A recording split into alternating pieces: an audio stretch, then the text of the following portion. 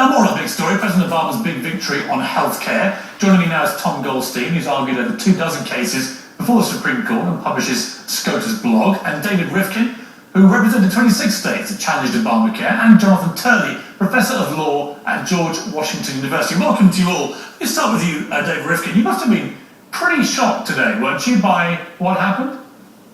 I was surprised. I think it's useful to point out that the majority of a court actually overturned the statute as written by Congress.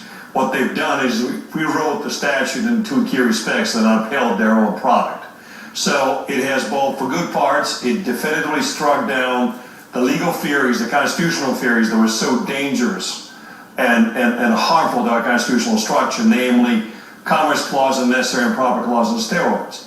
What, unfortunately, the court has done after that is rewrite the individual mandate as a tax and rewrite the Medicaid provision as somehow giving states choice. So it's a mixed bag, and I was surprised indeed, but it has a lot of good things for us, and certainly not a victory for the Obama administration. Tom Goldstein, would you go along with that? I mean, it seemed to me that the media were all caught pretty well by surprise. This went against the perceived wisdom, and there was a kind of reframing by the Supreme Court of the entire debate, because the Obama administration had never really pushed, look, this is going to be a tax. How do you think this is all going to play out now?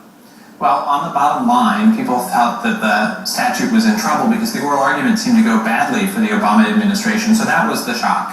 And that is that a majority of the Supreme Court voted to uphold the statute. And it's very hard to cast this as a loss for the Obama administration. All the critical pieces of the statute are constitutional and upheld. Now, David's absolutely right that there's some pieces to a toolkit that conservatives can use in later decisions, and there are limitations here on excesses by Congress that could be significant. But for today and for the next several years, this is just a across-the-board win nearly. Jonathan Turley, as our Professor of Law on the panel tonight, from a legal perspective purely, do you think the Supreme Court acted correctly? Well, I have mixed feelings about it, quite frankly. I favor national health care, but I shared the views, the concerns over federalism. I'm a big supporter of federalism. And I have a column coming out in the morning in USA Today saying that I felt that this opinion did great harm to federalism. Because what happened is that Chief Justice Roberts really uplifted federalism. He said that you can't base this law on the Commerce Clause, and in that sense, people like David were vindicated. But then he said you can do all of that under the tax authority. And what that does, in my view, is it reduces federalism to the type of Maginot Line. It's very impressive, the way that Chief Justice Roberts described it, but then he showed how you can just get around it. But more importantly, when you look at the tax power, it lacks all the limiting principles that were so obviously missing for federalism. And so some of us are left scratching our head of, all right, so what's the limiting principle again on the tax issue? He says that the federal government can use this functional approach of the court and can use taxes even simply to influence the conduct of citizens.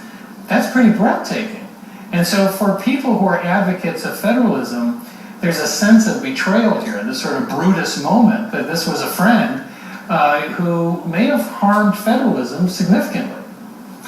David Rivkin, it's an interesting point, isn't it? I mean, is what we've seen today, led by Chief Justice Roberts, is it a form of judicial activism, do you think? It is a form of judicial activism. Again, I think all three of us agree. The Chief Justice rewrote the statute to save it again. The statute that upheld was not the statute that Congress passed. But I'm more optimistic than my good friend Jonathan for a simple reason.